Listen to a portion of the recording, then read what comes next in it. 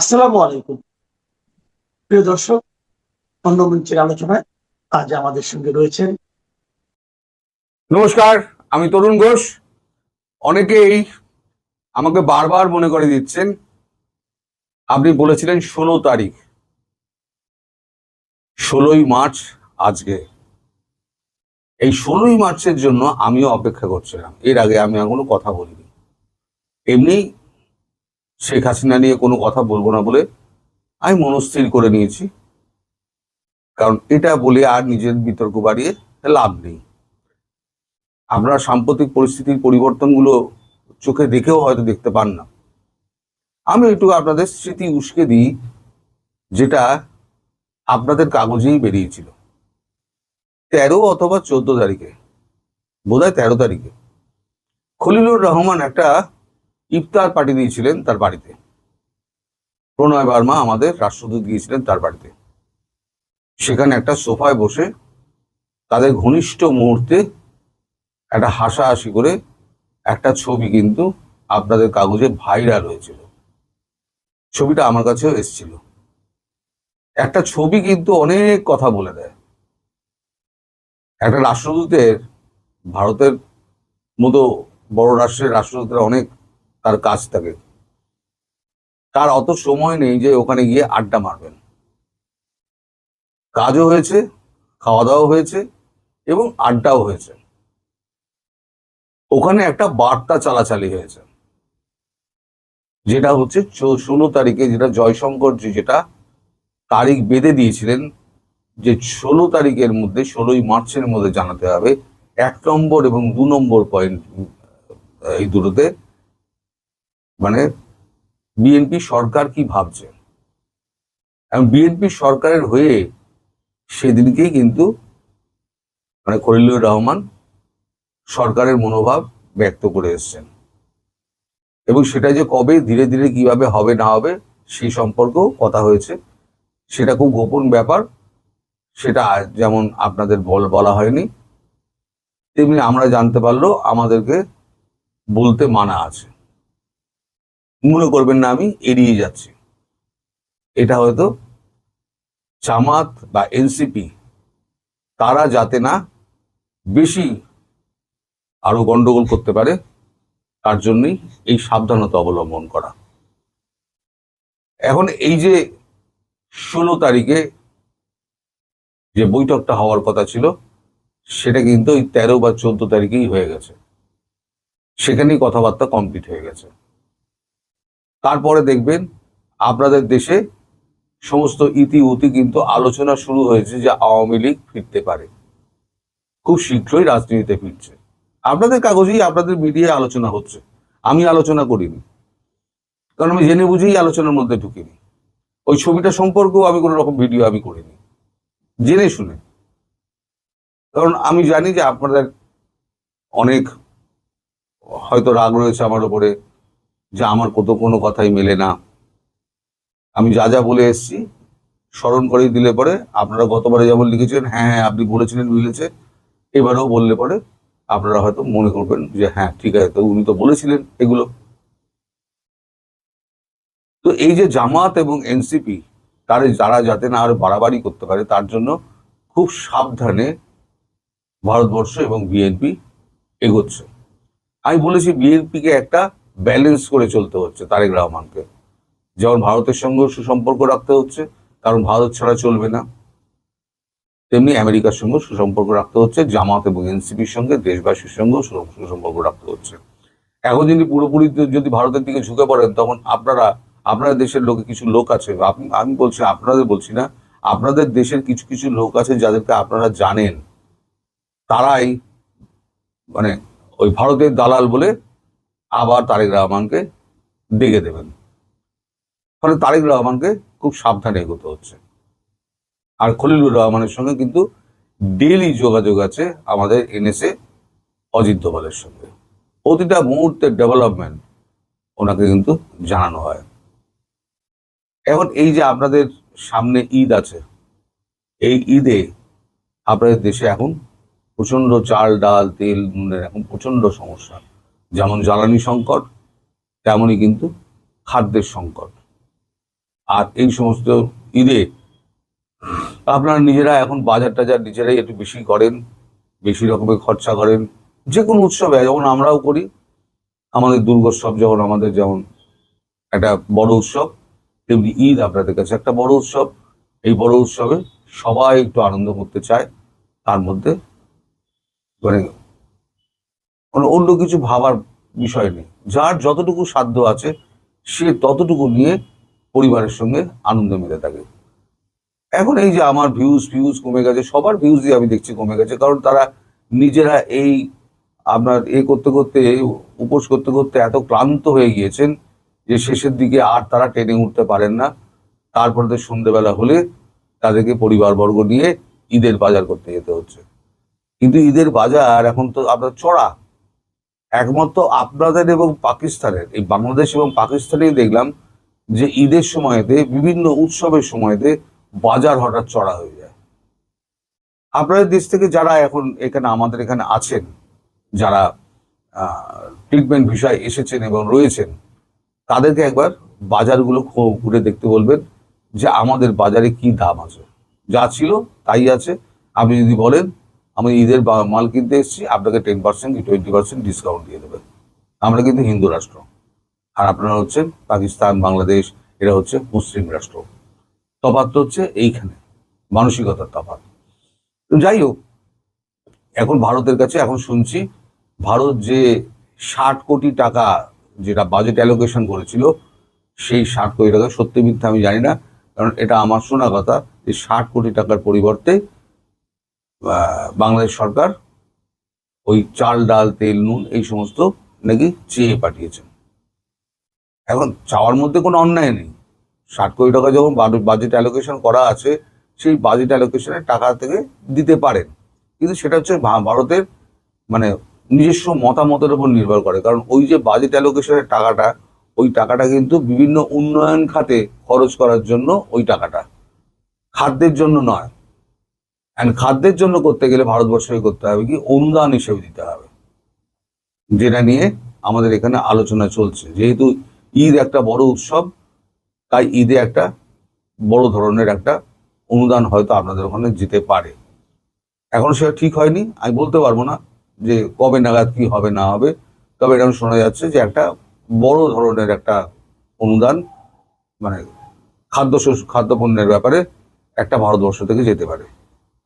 ফলে এই যে যারা আজকে ভারত বিদ্বেষী, যারা যারা কট্টর আওয়ামী লীগ বিরোধী, তারা মানে শেখ হাসিনা এবং তার দলকে একদম মাঠেই নামতে দেবে না, এরকম একটা যে স্থির করে রেখে দিয়েছিলেন, সেটা যাতে বেশি গোলমাল না পাকায় তার জন্যই এই গোপনীয়তা। আর একটা জিনিস কিন্তু আমি তখন বলেছিলাম সেই সময়তে, আপনাদের নিশ্চয়ই স্মরণে আছে, যে এই যে লোকাল যে নির্বাচনগুলো আছে, সেই নির্বাচনগুলোতে আওয়ামী লীগ বেনামে হয়তো অংশগ্রহণ করতে পারে।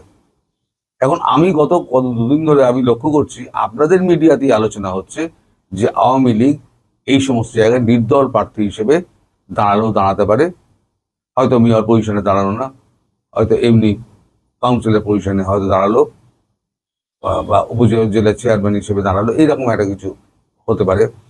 আমি আপনাদের মানে পরিকাঠামো সম্পর্কে আমার ধারণাটা খুব কম আছে। আমাদের পরিকাঠামো সম্পর্কে আপনারা যেমন পরিষ্কার ধারণা নেই, আপনাদের পরিকাঠামো সম্পর্কেও আমার সেরকম পরিষ্কার কোনো ধারণা নেই। ফলে সব মিলিয়ে একটা যে 16 তারিখের মধ্যে জানানোর ব্যাপারটা ছিল, সেই 16 তারিখের ব্যাপারটা কিন্তু 13 তারিখেই হয়ে গেছে।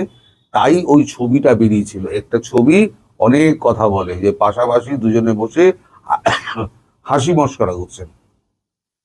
এখন চায়ের কাপ হাতে হাসি মশকরা ব্যক্তিগত লেভেলে কতটা আলাপচারিতা হতে পারে? দুজনের গলায় গলায় বন্ধু তো নয়, দুজন কূটনীতিক, তারা আলোচনা করছেন, একে অপরের স্বার্থ দেখে মিলিত হয়েছে, স্বার্থটা এক জায়গায় মিলেছে বলেই কিন্তু ওই ছবিটা হয়েছে। স্বতঃস্ফূর্ত একটা ছবি হয়েছে যেখানে দুজনে অত্যন্ত মানে খোলামেলা ভাবে মানে একে অপরের সঙ্গে কথা বলছেন। ওই ছবিটা বেরোনোর পরেতে অনেক কথা হয়েছিল যে কি এমন কথা হলো, কি এমন বইটা হলো, যে এত খোলামেলা পরিবেশে দুজনে হাসাহাসি করছেন চায়ের কাপ নিয়ে। ব্যাপারটা আর কিছু না, ব্যাপারটা হচ্ছে যে যে 16 তারিখের ব্যাপারটা ছিল, 16 তারিখের ব্যাপারটা 1.2 আওয়ামী লীগের নির্বাচনে অংশগ্রহণ 2 নম্বর, আর 1 নম্বর হচ্ছে শেখ হাসিনার ওপর থেকে ওই মামলাগুলোকে তুলে নেওয়া। এই মামলা তুলে নেওয়ার সমস্ত প্রস্তুতি কিন্তু চলছে। আপনার ভেতরে যারা আছে, সরকারের ভেতরে যারা আছে, তাদের কাছে খবর নিন, খবর নিয়ে আমাকে জানাবেন যে আমি সত্যি কথা বলছি না মিথ্যে কথা বলছি। যে মামলা তুলে নেওয়ার ব্যাপারে সমস্ত কাজকর্ম শুরু হয়েছে এবং খুব শীঘ্রই ঈদের পরে ওটা কোর্টে প্রেজেন্ট করা হবে। বলটা ঠেলে দেওয়া হয়েছে কোর্টের ঘাড়ে। এবার কোর্ট যখন দেখবে যে একটা অবৈধ সরকার একটা দলকে অবৈধভাবে এই ঘোষণা করে দিয়েছে, নিবন্ধ বাতিল ঘোষণা করে দিয়েছে, কোর্ট নিশ্চয়ই ঠিক এটা করবে না, কোর্ট এই অর্ডারকে বাতিল করে দেবে। তাহলে না বিএনপির ঘাড়ে পড়লো, না সরকারের ঘাড়ে পড়লো, কোর্টের অর্ডার আমরা মেনে নিচ্ছি। আর আওয়ামী লীগের ফিরে আসার ব্যাপারটা ধীরে ধীরে আপনারা দেখতেই পাবেন। এটা শেষ হোক, আপনার ঈদটা শেষ হোক, ঈদটা শেষ হলে যখন নির্বাচন এগিয়ে আসবে তখন নিজেরাই বুঝতে পারবেন যে 16 তারিখে ভারতবর্ষের সঙ্গে যে কথাটা, জয়শঙ্করজির সঙ্গে কথাটা যেটা হয়েছিল, সেই কথাটা কতটা এগিয়েছে বা আদৌ এগোয়নি কিনা। আপনারা বারবার আমায় মনে করাচ্ছেন, আমারও কিন্তু মনে আছে। আমি অপেক্ষা করছিলাম আজ 16 তারিখের জন্য, যে 16 তারিখের আগে আমি মুখ খুলবো না। আর শেখ হাসিনা নিয়ে আমি আর কোনো কথা আর কোনোদিনও বলবো না। যত গুরুত্বপূর্ণই কথা হোক না কেন, আমি আর বলবো না। এই মুহূর্তে আপনাদের সামনে কথা বলতে চাই এক পথ দুই নীতি, হরমুজ প্রণালীতে তুলকালাম, ভারতের জন্য সেফ প্যাসেজ, বাংলাদেশের জন্য নো এন্ট্রি। পশ্চিম এশিয়ায় যুদ্ধের দামামা বাজার পর থেকেই বিশ্ব রাজনীতিতে বইছে অস্থিরতার হাওয়া। বিশেষ করে কৌশলগত অত্যন্ত গুরুত্বপূর্ণ হরমুজ প্রণালী এখন উত্তপ্ত।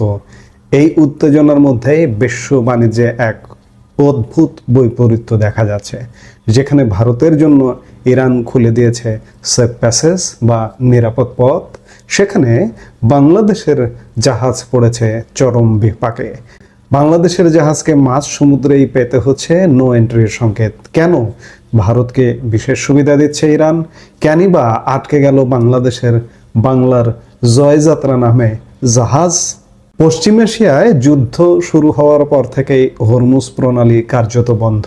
আপনারা জানেন, বিশ্বের জ্বালানি তেলের একটি বিশাল অংশ এই পথ দিয়েই যাতায়াত করে।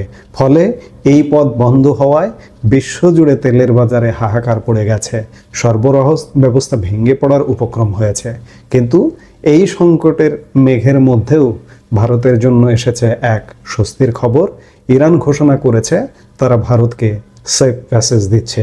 অর্থাৎ কোনো জাহাজে যদি ভারতীয় পতাকা থাকে, তবে ইরানের রেভলিউশনারি গার্ড কর্পস সেই জাহাজ আটকাবে না। এটি ভারতের জন্য এক বিশাল কূটনৈতিক জয়। বাংলাদেশে অবস্থাটা টের পাচ্ছেন। গতকাল 15 মার্চ থেকে বাংলাদেশে জ্বালানি তেলের যে রেশনিং ব্যবস্থা ছিল, সেটি সরকার উঠে দিয়েছে ঈদ উপলক্ষে। রেশনিং ব্যবস্থা উঠিয়ে দেওয়ার পরেও যেটা হয়েছে যে আপনি যতটুকু দরকার আপনি ততটুকু জ্বালানি তেল নিতে পারবেন। কিন্তু পেট্রোল পাম্পগুলোতে আপনি একটু খোঁজ নিয়ে দেখুন, দীর্ঘ যে লাইন, 1.5-2 কিলোমিটার লাইন, সেই লাইন কিন্তু বন্ধ হয়নি। এবং এই লাইন কবে বন্ধ হবে, কবে এটা শেষ হবে, এই লাইন কি বাংলাদেশে মোটামুটি সেটে বসলো কি না, সেটি কিন্তু বড় প্রশ্ন। কারণ হরমুজ প্রণালীতে বাংলাদেশের জ্বালানি ভরা জাহাজ আটকে যাচ্ছে, ভারতীয় জাহাজ পার হয়ে যাচ্ছে। ভারতের পরিস্থিতি স্বস্তিদায়ক হলেও বাংলাদেশের চিত্রটা একদম উল্টো। আমি যেটি বর্ণনা করলাম, ভারতের পাশেই অবস্থিত প্রতিবেশী দেশ বাংলাদেশের একটি জাহাজ এখন হরমুজ প্রণালীতে চরম অনিশ্চয়তার মধ্যে আটকা পড়েছে। জাহাজটির নাম বাংলার জয়যাত্রা। এই জাহাজটি নিয়ে এখন গভীর সংকটে বাংলাদেশ সরকার। বাংলাদেশের বিদেশ মন্ত্রক নিরন্তর কূটনৈতিক আলোচনা চালিয়ে যাচ্ছে ইরানের সাথে, যাতে জাহাজটিকে নিরাপদ পথে বের করে আনা যায়। কিন্তু দুঃখের বিষয় হলো দীর্ঘ আলোচনার পরেও এখন পর্যন্ত কোনো সুরাহা মেলেনি। আসলে কি ঘটেছিল বাংলার জয়যাত্রার সাথে? গত 2 ফেব্রুয়ারি ভারত থেকে পণ্য নিয়ে পারস্য উপসাগরে প্রবেশ করে এই জাহাজটি। এরপর কাতারের একটি বন্দর থেকে স্টিলের সামগ্রী বোঝাই করে গত 27 ফেব্রুয়ারি জাহাজটি রওনা দেয় সংযুক্ত আরব আমিরাতের জবেল আলী বন্দরের উদ্দেশ্যে। কিন্তু ঠিক তার পরের দিনই ঘটে বিপত্তি। ইরানে হামলা চালায় ইসরায়েল। মুহূর্তের মধ্যে পরিস্থিতি বদলে যায় এবং হরমুজ প্রণালী বন্ধ হয়ে যায়। জাহাজে থাকা 31 জন নাবিক সহ পুরো জাহাজটি আটকা পড়ে। গত বৃহস্পতিবার যখন ইরান ভারতের জন্য সেফ প্যাসেজ ঘোষণা করে, তখন বাংলাদেশের নাবিকরা আশা করেছিলেন তারাও হয়তো বেরিয়ে যেতে পারবেন। সেই আশায় তারা জাহাজ নিয়ে এগোনোর চেষ্টা করেন। কিন্তু জাহাজটি যখন হরমুজ থেকে মাত্র 66 নটিক্যাল মাইল দূরে, তখনই শুরু হয় ভয়াবহ মিসাইল হামলা। সংযুক্ত আরব আমিরাতের কোস্টগার্ড তৎক্ষণাৎ তাদের সতর্ক করে। জীবন বাঁচাতে ফের নিরাপদ স্থানে ফিরে যেতে বাধ্য হয় বাংলাদেশের এই জাহাজটি। বর্তমানে জাহাজটি কোথায় আছে? মেরিন ট্রাফিক ওয়েবসাইটের তথ্য অনুযায়ী বাংলাদেশের জাহাজটি এখন শারজা উপকূলে নোঙর করে রাখা হয়েছে। 31 জন নাবিকের নিরাপত্তা এখন সবচেয়ে বড় দুশ্চিন্তার। এই বিষয়ে বাংলাদেশ শিপিং কর্পোরেশনের ম্যানেজিং ডিরেক্টর মাহমুদুল মালিক একটি সংবাদ মাধ্যমকে জানিয়েছেন যে যেহেতু জাহাজটি এখন হরমুজ পাড়ি দিতে পারছে না, তাই তারা বিকল্প পরিকল্পনা করছেন। সম্ভবত কাতার থেকে নতুন করে পণ্য বোঝাই করার কথা ভাবা হচ্ছে, অর্থাৎ পণ্য খালাস করতে না পেরে জাহাজটিকে এখন অলস বসে থাকতে হচ্ছে। এই ঘটনা আমাদের মনে করিয়ে দিচ্ছে 2022 সালে রাশিয়া ইউক্রেন যুদ্ধের সেই ভয়াবহ স্মৃতি। সেবার ইউক্রেনের অলিভিয়া বন্দরে আটকে পড়েছিল বাংলাদেশের সমৃদ্ধি নামের একটি জাহাজ। 2 মার্চ রাশিয়ার একটি মিসাইল সরাসরি আঘাত হেনেছিল সেই জাহাজে। সেই মর্মান্তিক ঘটনায় হামিদুর রহমান নামে একজন বাংলাদেশি ইঞ্জিনিয়ার প্রাণ হারান। পরে অনেক কষ্টে বাকি 28 জন নাবিককে উদ্ধার করা হয়েছিল। বর্তমান পরিস্থিতি যেন সেই পুরনো ক্ষতকে আবার জাগিয়ে তুলছে। অন্যদিকে ভারতের জন্য ছবিটা একেবারে আলাদা। শনিবার ভোরেই গ্যাস নিয়ে 2টি ভারতীয় জাহাজ নির্বিঘ্নে হরমুজ প্রণালী পার হয়ে গেছে। আজ 16 অথবা আগামীকাল 17 মার্চের মধ্যে জাহাজ দুটি গুজরাটের বন্দরে পৌঁছাবে বলে আশা করা হচ্ছে। এই জাহাজ দুটিতে মোট 92,700 টন এলপিজি রয়েছে। ভারতের পেট্রোলিয়াম মন্ত্রক দেশবাসীকে আশ্বস্ত করে বলেছে যে রান্নার গ্যাস নিয়ে আতঙ্কের কিছু নেই। এমনকি হাসপাতাল ও শিক্ষা প্রতিষ্ঠানেও নিয়মিত সিলিন্ডার ডেলিভারি নিশ্চিত করা হচ্ছে। ভারতের এই সেফ প্যাসেজ সুবিধা দেশটির জ্বালানি সংকট মোকাবেলায় এক বিশাল রক্ষা কবচ হয়ে দাঁড়িয়েছে। বন্ধুরা, আন্তর্জাতিক রাজনীতি ও ভৌগোলিক অবস্থান কিভাবে একটি দেশের অর্থনীতি ও নিরাপত্তাকে প্রভাবিত করে, হরমুজ প্রণালীর এই ঘটনায় তার প্রমাণ। ভারত যেখানে তার কূটনৈতিক শক্তিতে নিরাপদ পথ খুঁজে নিয়েছে, সেখানে বাংলাদেশ পড়ছে যুদ্ধের রোষানলে। বাংলার জয়যাত্রা এবং তার 31 জন নাবিক কবে নিরাপদে ফিরবেন, সেটাই এখন বড় প্রশ্ন। গতকাল ইরানি কর্তৃপক্ষ ঘোষণা করেছে যে মার্কিন যুক্তরাষ্ট্র এবং তাদের মিত্ররা ছাড়া অন্য সবার জন্য হরমুজ প্রণালী উন্মুক্ত থাকবে। বাংলাদেশকে কি ইরান মার্কিন যুক্তরাষ্ট্রের মিত্র হিসেবে শেষ পর্যন্ত কি কাউন্ট করবে কি না, সেটি একটি বড় প্রশ্ন। কারণ পাকিস্তান সেই তালিকায় ঢুকে যাবার মতো অবস্থা। ওদিকে মধ্যপ্রাচ্যের বিভিন্ন দেশ, সৌদি আরব সহ বিভিন্ন দেশ, কাতার, বিভিন্ন দেশ মার্কিন মিত্রে পরিণত হয়ে আছে। বাংলাদেশও যদি সেই মিত্রের তালিকায় পরিণত হয়, তাহলে বাংলাদেশের যে সামনের দিনগুলোতে মোটামুটি একটা খবর আছে, সেটি কিন্তু বোঝাই যাচ্ছে। ভারত তাদের কূটনীতি দিয়ে সেফ প্যাসেজ আদায় করে নিয়েছে। ভারতের সমস্যা হবে না, কিন্তু সমস্যায় পড়বো আমরা। সামনে কি ঘটছে আমাদের দেখতে হবে, যে পরিস্থিতি আমাদেরকে আসলে কোন দিকে নিয়ে যাচ্ছে। এই মুহূর্তে এ পর্যন্ত। সবাই ভালো থাকুন, সুস্থ থাকুন।